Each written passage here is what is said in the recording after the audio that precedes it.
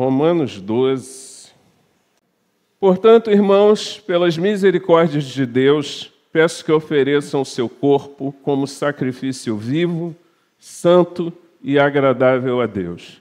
Este é o culto racional de vocês. E não vivam conforme os padrões deste mundo, mas deixem que Deus os transforme pela renovação da mente, para que possam experimentar qual é a boa, agradável e perfeita vontade de Deus. Porque pela graça que me foi dada, digo a cada um de vocês que não pense de si mesmo além do que convém, pelo contrário, pense com moderação, segundo a medida da fé que Deus repartiu a cada um. Porque assim como num só corpo temos muitos membros, mas nem todos os membros têm a mesma função, assim também nós, embora sejamos muitos, somos um só corpo em Cristo e membros uns dos outros. Temos, porém, diferentes dons segundo a graça que nos foi dada. Se é profecia, seja segundo a proporção da fé.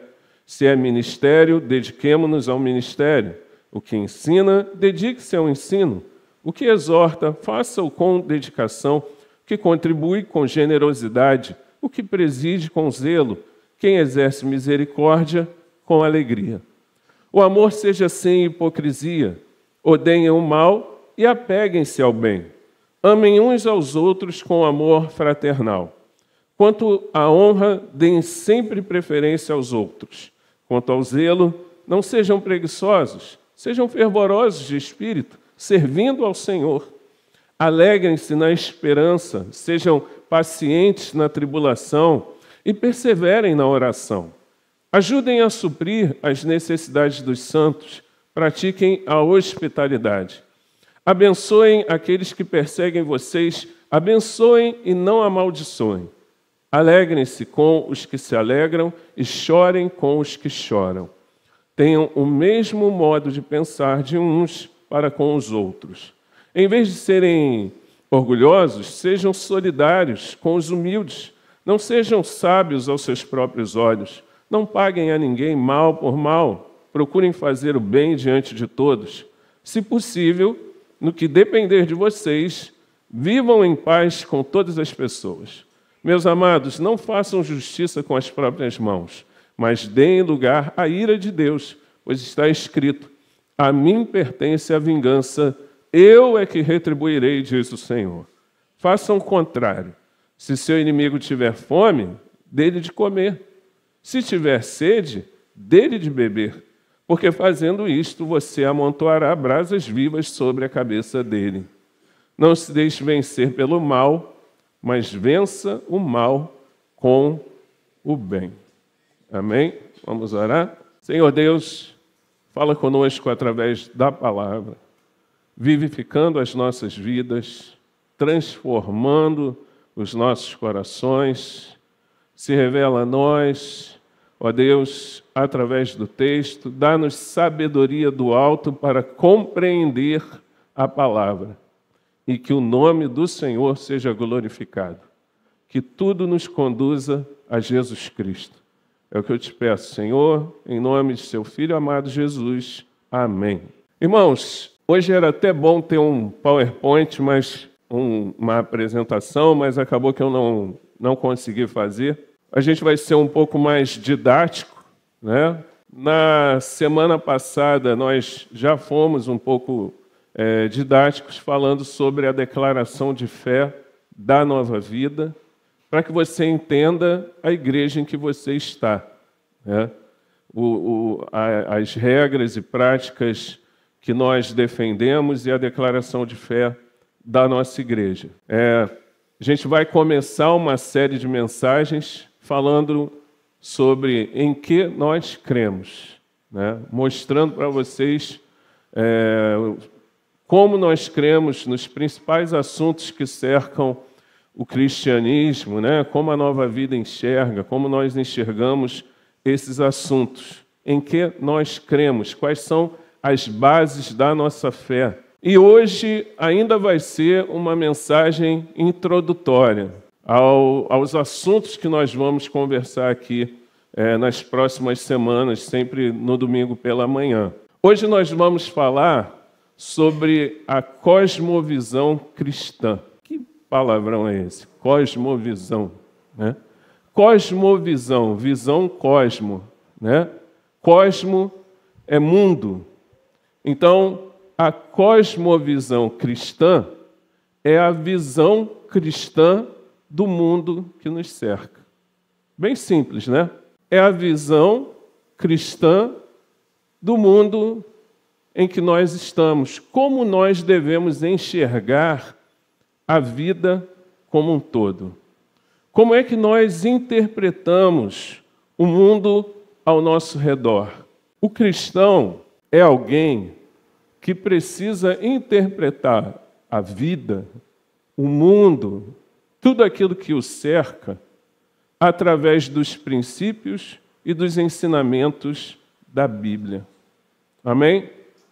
Então, tudo que a gente pensar sobre a vida, quando a gente pensar sobre criação, a natureza, quando a gente pensar sobre o propósito, qual é o propósito da vida? Por que nós estamos aqui?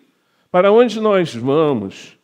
Tudo que a gente pensar em termos de moralidade, o que é moral, o que é imoral, tudo isso tem que ser pensado e vivido, se somos cristãos, tem que ser pensado e vivido de acordo com a palavra de Deus. Amém, irmãos? É preciso olhar para a vida e entender que nós temos um Deus que criou todas as coisas. O cristão é alguém que olha e percebe que há um propósito divino na criação. A maneira que nós vemos, a cosmovisão cristã, ela influencia a ética, a maneira como nós vemos a ética, a cultura, a maneira como nós nos relacionamos, as decisões que nós tomamos no dia a dia. Tudo isso é guiado por essa cosmovisão cristã, por essa maneira como nós enxergamos a vida e que precisa ser uma maneira de enxergar em acordo com aquilo que diz a palavra de Deus. A cosmovisão cristã, ela começa com a crença num Deus criador, que é pessoal, onipotente, onisciente e que é um Deus amoroso. Essa visão de Deus é central à nossa compreensão do mundo e da vida. A palavra de Deus é vista como a fonte primária de revelação e orientação para o homem. É a palavra de Deus. Na cosmovisão cristã, a natureza do homem, ela envolve dignidade, porque o homem foi criado à imagem e semelhança de Deus, mas ela envolve também depravação, porque depois que Deus criou o homem, o pecado entrou na humanidade. O pecado foi introduzido no mundo e afetou a relação de Deus com a humanidade. E isso foi decisivo para a vida humana. E agora o homem que entende que ele tem uma dignidade porque foi criado à imagem e semelhança de Deus, mas ele pecou e por pecar foi destituído da glória, da presença de Deus. Esse homem precisa entender que ele precisa de redenção, que ele precisa de salvação. E que essa redenção, essa salvação, só é possível através da fé em Jesus Cristo, nosso Senhor. Então, o cristão, ele precisa ter esses conceitos, e é essa firmeza que a gente quer dar a vocês nas próximas semanas. O homem cristão, ele precisa ter convicção da sua fé. Ele precisa estar certo de como ele vê o mundo ao seu redor, para que ele não veja o mundo num dia de uma maneira e no outro dia de outra. Num dia ele faz o que Deus quer, no outro ele faz o que dá na cabeça dele. Não, o cristão é alguém que tem uma maneira de viver, uma maneira de se conduzir. O cristão é alguém que entende que a vida humana tem um propósito e que o propósito do homem, o propósito da sua vida, não é ganhar dinheiro. O propósito da sua vida não é cuidar das crianças. O propósito da sua vida não é se divertir todo final de semana, não. O propósito da sua vida é glorificar a esse Deus que criou você. Então, quando você entende isso, que o propósito da sua vida é esse, tudo na sua vida vai orbitar ao redor desse propósito principal. Eu vivo para glorificar a Deus. E todo o restante tem que ser em função disso. Amém, irmãos? Estão entendendo isso? Estou sendo bem claro para você? A moralidade da cosmovisão, ela é baseada nos princípios bíblicos e nos ensinamentos de Jesus. A Bíblia tem verdades absolutas que devem guiar o comportamento humano. A cosmovisão cristã valoriza as relações interpessoais e a vida em comunidade. Os cristãos são incentivados a viver em amor, a servir uns aos outros, a apoiar-se mutuamente. É por isso que nós participamos de uma igreja. Há um motivo de nós participarmos de uma igreja. A cosmovisão cristã também aborda o nosso destino eterno, o final da humanidade. Nós acreditamos na vida eterna, que todos aqueles que têm fé em Jesus Cristo vão experimentar a plenitude da vida com Deus, a esperança da ressurreição, a promessa de novos céus e nova terra. Isso é central na fé cristã. Isso traz consolo e motivação para nós vivermos de acordo com os princípios da palavra de Deus. Então, irmãos, preste atenção. A maneira que você olha para a vida, a maneira que você enxerga a vida, vai definir quem você é. Se você olhar para a vida através da Bíblia Sagrada, através da palavra de Deus, então você vai poder dizer que você é crente. Mas se você olha para a vida de acordo com os seus próprios olhos, de acordo com a lente desse mundo, de acordo com aquilo que o filósofo fulano de tal falou, você não vive de acordo com a palavra de Deus. Você não pode dizer que você é cristão. Nós não podemos cometer o erro de tentar separar a vida em compartimentos. Isso é o que os religiosos fazem. Mas Deus não nos chamou para ser religiosos. Deus nos chamou para sermos filhos dele, cristãos, servos de Deus. O religioso, ele é alguém que divide as coisas que acontecem na vida entre espiritual e carnal. Então, vir à igreja no final de semana é a parte espiritual da vida dele. Na segunda-feira, a maneira como ele trata o seu patrão, a maneira como ele trata o seu empregado é problema dele, ele faz do jeito que ele quer. Não! O casamento, eu vou olhar para o casamento como o mundo trata, vou tratar meu casamento como o mundo trata. Não, mas os filhos eu vou criar de acordo com a palavra de Deus. Não! A música eu vou ouvir aquilo que eu quero, aquilo que me dá vontade. Não, mas quando eu vou para o cinema, aí é outra coisa. Não! Tudo na nossa vida está interligado. E está interligado à nossa fé. Precisa ser influenciado pela nossa fé, pela nossa maneira de crer. A maneira como você se veste, a maneira como você se comporta, a maneira como você trata as pessoas, a maneira como você fala com Deus, como você se refere a Deus, como você serve a Deus, tudo isso é influenciado pela maneira como você enxerga a vida. Se você enxergar a vida de uma maneira bíblica, a Bíblia vai influenciar cada parte da sua vida. Amém, irmãos? É claro que a gente pode ter interpretações um pouco diferentes sobre um determinado assunto, né? A gente, às vezes, leva tempo para entender algumas coisas. A gente não conhece tudo, não é dono de toda a verdade, mas a gente precisa junto. É por isso que a gente estuda a Bíblia, né? Toda semana. Senão, gente, já estudamos esse ano todo a Bíblia, vocês estão formados, podem ir embora, não voltem nunca mais na igreja. Mas não é assim. A gente toda semana está aqui, toda semana ouvindo as mesmas coisas. para a gente compreender melhor as coisas que a gente enxerga sobre a vida. Amém? Tem muita gente que se diz cristão, mas que olha para as questões básicas da vida humana de uma maneira secular. Olha como o mundo olha. A verdade não é relativa, irmãos. A verdade relativa tem sido um mal terrível. Cada um tem a sua verdade. Não, meu irmão.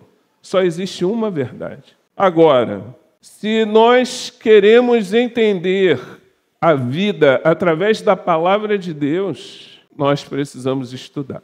Não adianta você querer ser cristão, entender a vida de acordo com a palavra de Deus e passar 3 minutos na palavra e 3 horas na televisão e mais 3 horas no telefone. É desleal essa briga, né, gente? Abra em Hebreus, capítulo 4. Olha só esse texto, que tremendo. Hebreus, capítulo 4, versículo 12. Hebreus 4, 12. Porque a palavra de Deus é viva e eficaz, e mais cortante do que qualquer espada de 2 gumes, e penetra até o ponto de dividir alma e espírito, juntas e medulas, e é apta para julgar os pensamentos e propósitos do coração. E não há criatura que não seja manifesta na sua presença. Pelo contrário, todas as coisas estão descobertas e expostas aos olhos daquele a quem temos de prestar contas. Que coisa sensacional, irmãos! A palavra de Deus, ela causa uma verdadeira revolução na nossa vida, na nossa maneira de pensar, na nossa maneira de agir.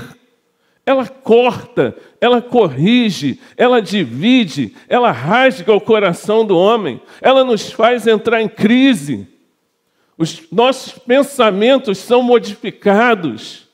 A palavra de Deus, ela causa uma influência tremenda na nossa vida, no nosso coração. O nosso coração é exposto diante de Deus, diante da palavra de Deus. Meu irmão, Deus sabe cada pensamento que você tem. Deus conhece você, conhece o seu coração. Você pode enganar quem você quiser, o pastor, quem você quiser, mas você não vai enganar Deus. Deus conhece o seu coração. A palavra, ela tem esse poder de transformar aquilo que a gente pensa. Antes você pensava, não, antes, poxa, eu ia, saía, fazia isso, fazia aquilo, mas quando você se torna crente, você não consegue mais agir assim. Porque a palavra de Deus é que guia a sua vida. Você pensa, cara, eu estou errado, eu não posso fazer isso. Poxa, você fala, daqui a pouco você, caramba, não podia ter falado isso, cara, eu sei que eu pequei. A sua vida começa a andar, seu caminho é de acordo com a palavra, porque você é crente, você é cristão. Você não consegue mais viver no pecado sem problema nenhum, sem temor nenhum, porque a palavra de Deus traz temor ao teu coração. Ela divide juntas e medulas, ela causa algo tremendo no coração do homem. Ela faz você agir diferente, ela faz você pensar diferente. Romanos 12 está falando aqui. Portanto, irmãos, pelas misericórdias de Deus, peço que ofereçam seu corpo como sacrifício vivo, santo e agradável a Deus. Este é o culto racional de vocês. E não vivam conforme os padrões deste mundo, mas deixem que Deus os transforme pela renovação da mente, para que possam experimentar qual é a boa, agradável e perfeita vontade de Deus. Ele está falando aqui de conversão, gente. Conversão verdadeira. Quando a gente se converte, uma transformação total acontece na nossa vida, que vai nos levar a agir de uma maneira diferente. Então, aqui no versículo 1 até o versículo 2, ele fala sobre conversão. No versículo 3 ao versículo 8, ele fala sobre os dons que recebem aqueles que se convertem. Do versículo 9 em diante, ele vai falar sobre as características de quem se converteu. Um convertido é alguém que tem uma vida transformada, que tem atitudes diferentes. Não é possível você receber a Jesus Cristo como Senhor da sua vida, o seu Salvador, e permanecer o mesmo. Tem que nascer de novo. Tem que nascer de novo. Romanos 12, a palavra que trata dessa renovação da mente é metanoia. É algo semelhante a uma lagarta que agora se transforma numa borboleta. É outra coisa. A lagarta é um bicho que vai ali destruindo, comendo a folha. Esse é o homem preso ao seu pecado. Mas quando ele é transformado por Deus, é diferente. É uma borboleta, é algo construtivo, é algo bonito. Ainda tem alguma coisa de lagarta ali, mas é outra coisa. Meu irmão, meu querido, preste atenção. Se você diz que se converteu, mas quem conhece você não vê mudança nenhuma na sua vida, tem alguma coisa errada. Se as pessoas olham para você e elas falam, ah lá, tá vendo? Aquele cara fala que é crente. É mole, crente, sem vergonha, safado. Se é isso que falam de você, se é assim que veem você, meu irmão, você precisa correr para Jesus. Porque as pessoas tinham que estar vendo algo diferente. Eu lembrei desse exemplo, eu não queria me dar como exemplo, mas a Simone estava falando comigo, né? Que uma pessoa que me conhece lá do meu trabalho, né? Que trabalhou lá em serviços gerais, lá no meu trabalho, me conhece de lá e encontrou alguém da igreja, foi isso? Uma vizinha e falou, eu conheço o Fábio, ele é pastor, eu queria ir para a igreja dele, porque eu conheço ele lá do trabalho e ele é uma bênção. Assim, não é porque eu sou alguma coisa não, irmãos, mas eu só estou querendo dizer para você que é isso que tem que acontecer. Essa é a referência que as pessoas têm que ter de você, aonde você estiver. Que você é uma bênção, que você é uma pessoa agradável, que você é uma pessoa diferente, que depois que você conheceu a Cristo, você é outra pessoa, a maneira como você cuida da sua família é diferente, a maneira como você trata os seus amigos é diferente porque aconteceu conversão, aconteceu mudança, aconteceu transformação, Deus transformou a sua vida. Isso transforma os seus relacionamentos, a sua maneira de pensar. Aquele que traía não trai mais. Aquele que amaldiçoava as pessoas não amaldiçoa mais. Aquele que pensava de uma maneira pecaminosa já não pensa mais da mesma maneira como antes. Continuamos sendo pecadores, é verdade, mas é diferente agora. Por quê? Porque você tem uma visão da vida, uma cosmovisão diferente. O Evangelho é o poder de Deus para a transformação de todo aquele que crê. Nós somos afetados até o fundo da alma pelo poder da palavra de Deus. Não tem como ser o mesmo. O Espírito Santo de Deus, e a palavra de Deus diz que se alguém não tem o Espírito Santo, esse tal não é dele. Se você não tem o Espírito de Deus em você, você não pertence ao Senhor. O Espírito de Deus passa a habitar na vida do novo crente, na vida daquele que nasceu de novo, e isso vai levar ele a ter um novo procedimento de vida. O Espírito de Deus habita em nós. Quem escreveu Romanos foi Paulo. E quando nós olhamos para a vida dele, nós vemos o significado do que é transformação. Ele era Saulo de Tarso. Ele era aquele que perseguia a igreja. Ele era aquele que mandava matar cristão. E, de repente, uma transformação completa acontece na vida dele quando ele conhece a Jesus. E aquele que perseguia a igreja agora vai ser perseguido por pregar o Evangelho. Ele não conseguia mais parar de pregar, parar de abençoar as pessoas. Aqueles que ainda tinham medo. Olha, eu ouvi falar desse homem. Esse homem, ele persegue a igreja, hein? Não, pode ir lá porque ele é um vaso escolhido. Pode ir lá porque eu fiz uma obra na vida dele. E todos começam, então, a ver a transformação que acontece na vida de Paulo, e agora ele vai ser um dos homens mais influentes da Igreja de Cristo. Metanoia. 1 Coríntios 2. Abra lá, por favor. 1 Coríntios 2, versículo 13. 1 Coríntios 2, 13. Disto também falamos, não em palavras ensinadas pela sabedoria humana, mas ensinadas pelo Espírito, conferindo coisas espirituais com espirituais. Ora, a pessoa natural não aceita as coisas do Espírito de Deus, porque eles são loucura. E ela não pode entendê-las, porque elas se discernem espiritualmente. Porém, a pessoa espiritual julga todas as coisas, mas ela não é julgada por ninguém. Pois quem conheceu a mente do Senhor para que o possa instruir? Nós, porém, temos a mente de Cristo. Amém, irmãos?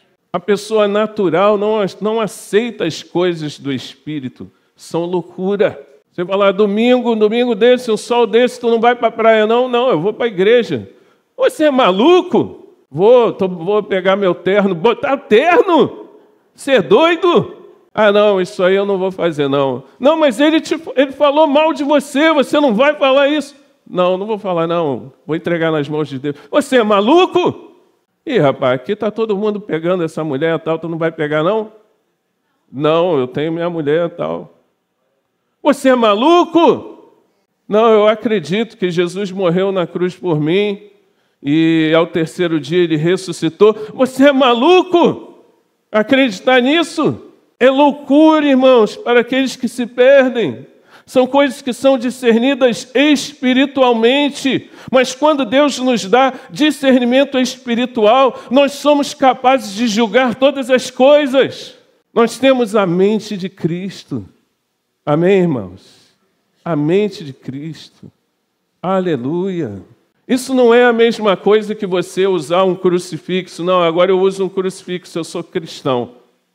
Não, agora eu tenho uma cruz lá no meu quarto, tal, eu sou cristão. Isso não faz de você cristão. O que faz de você cristão é viver o Evangelho. Não é usar um símbolo cristão. Não é dizer que você vem à igreja que faz de você cristão. É ser cristão lá no seu trabalho, é ser cristão lá no meio dos seus vizinhos. Paulo diz aos romanos, lá em Romanos 12, deixem Deus transformar vocês. Deixe Deus transformar a sua vida. Ofereça o seu corpo a Deus como um sacrifício vivo, santo e agradável. Isso é o culto racional, uma entrega total. É algo que vai mexer com toda a sua vida, que vai ter desdobramentos na sua vida. É você sacrificar o seu ego.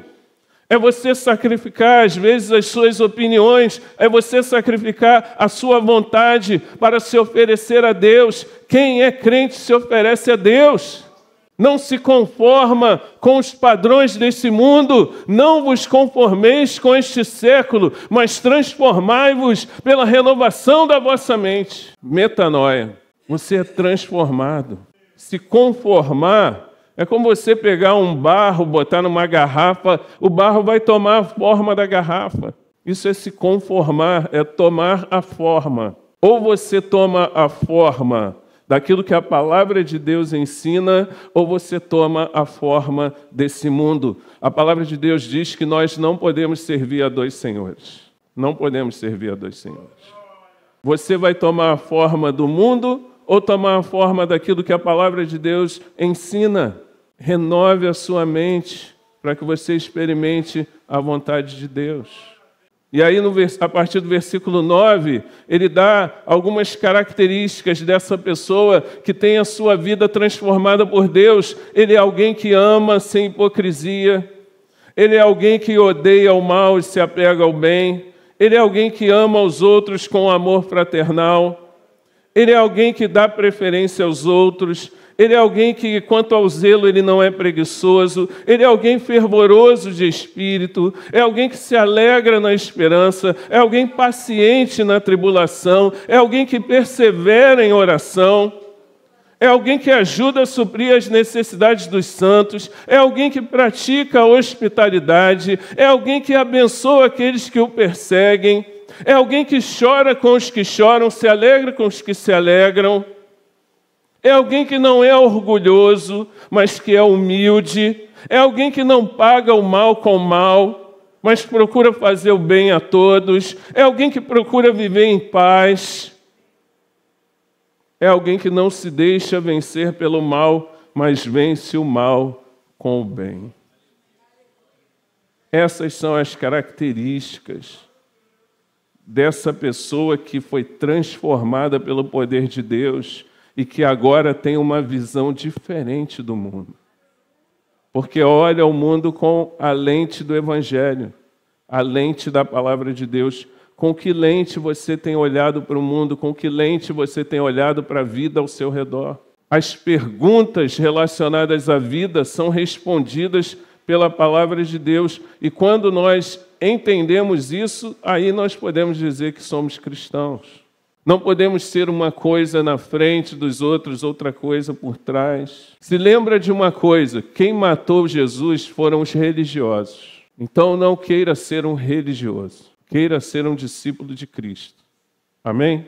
Não queira ser uma pessoa só religiosa, que está aqui, pai, mas vive uma vida totalmente distinta. A fé não pode ser um quartinho nos fundos da sua casa que de vez em quando você vai lá tirar uma coisa, não. A fé é o alicerce, é que mantém você de pé. São essas verdades bíblicas, essas verdades tão importantes que vão ser o alicerce da sua vida cristã. E se você não tiver esse alicerce, você vai ser como uma pessoa que construiu a sua casa sobre a areia. E quando sopra o vento, derruba a casa. Mas se você for uma pessoa alicerçada na palavra de Deus, que vê o mundo ao seu redor através dessa palavra, através daquilo que Jesus Cristo ensinou, então, quando você vive assim, a sua casa é como uma casa firmada sobre a rocha. E aí vão soprar os ventos e nada vai derrubar. Existem alguns motivos, eu já estou terminando, para que um cristão ou alguém que se diz cristão não consiga ter uma cosmovisão bíblica consistente. O primeiro motivo é quando essa pessoa é ignorante daquilo que a Bíblia diz. Ela não conhece a palavra, ela não sabe o que a palavra diz. Como é que ela vai ter uma visão bíblica sobre a vida se ela não sabe o que a Bíblia diz? Então, se você é ignorante em relação ao que a Bíblia diz, venha estudar a palavra de Deus. Toda semana a gente está aqui estudando a palavra de Deus. Outro motivo para a pessoa não ter uma cosmovisão bíblica, ela rejeita a Bíblia em determinados assuntos. É alguém que se diz cristão, mas que não acredita em tudo que a Bíblia diz. Se esse é o seu caso, você precisa se arrepender e começar a entender que a Bíblia é a inerrante palavra de Deus. Terceiro, aquele que não tem coragem de assumir que é crente, que é cristão. Não tem coragem de dizer que é diferente do mundo ao seu redor. Se você é alguém que tem medo, você precisa ter coragem. Quarto, aqueles que são mornos no seu compromisso com Cristo. O Senhor fala à igreja de Laodiceia: vocês não são quentes nem frios, vocês são mornos. E porque vocês são mornos, eu estou a ponto de vomitar vocês da minha boca. E tem muita gente que é morno no seu compromisso. Se você é morno no seu compromisso com Cristo, está na hora de você receber um avivamento de Deus para a sua vida e tomar uma decisão firme de seguir a Cristo e o Evangelho. Quinto, pessoas que são influenciadas pelas mentiras do mundo. O diabo é o pai da mentira. E ele vai tentar convencer você de que aquilo que está escrito na Bíblia não é assim, tanto assim. Era na época dos apóstolos, agora já passaram 2000 anos, não é mais assim. E muitas pessoas são influenciadas por esse tipo de pensamento dentro da igreja. Você precisa de discernimento espiritual. O verdadeiro cristão é aquele que vê o mundo pelas lentes do Evangelho de Jesus Cristo. E se você não é assim, você precisa de uma transformação completa na sua vida. Há uma frase que diz que não há 1 milímetro cúbico em todas as áreas da existência humana sobre o qual Cristo, que é soberano acima de todos, não possa dizer, é meu. Tudo pertence a Ele. A sua vida pertence a Ele. Você precisa entender a vida ao seu redor através do Evangelho. Amém? Nós vamos ensinar muitas coisas durante as próximas semanas. Abra sua mente para aprender, para que você tenha uma visão cristocêntrica da vida ao seu redor, para que você pare de enxergar a vida ao seu redor através daquilo que alguém falou no Instagram, através daquilo que alguém falou no YouTube, através daquilo que você ouviu de um parente, através daquilo que você aprendeu desde pequeno. Comece a enxergar a vida através da Bíblia Sagrada, através do Evangelho de Cristo. Amém? Vamos ficar em pé? Feche seus olhos. Senhor Deus, graças te damos por esse domingo abençoado, por tua presença em nosso meio, pela oportunidade de louvar e engrandecer o nome do Senhor. Ó Deus, dá-nos ouvidos de ouvir aquilo que diz a palavra de Deus. Abre o entendimento, ó Deus, daqueles que ainda estão vivendo na carne, para que eles entendam o verdadeiro significado de pertencer a Jesus Cristo. Transforma a nossa maneira de viver, transforma a nossa maneira de pensar. Se ainda existe em nós comportamentos mais ligados ao pecado do que ligados à palavra, muda aquilo que precisa, Senhor, em nós. Aquilo que for preciso, muda em nós. Transforma a nossa vida, Deus, para que nós sejamos discípulos que olham para a vida ao seu redor de acordo com a palavra de Deus. Ó Deus, abençoa a vida dos meus irmãos, leva-os aos seus lares debaixo dos teus cuidados, que a tua palavra seja semeada nos seus corações. Abençoa essa semana e que logo mais 18 horas estejamos na casa do Senhor, priorizando o nome do Senhor, louvar o nome do Senhor na nossa vida. É o que eu te peço em nome de Jesus. Amém.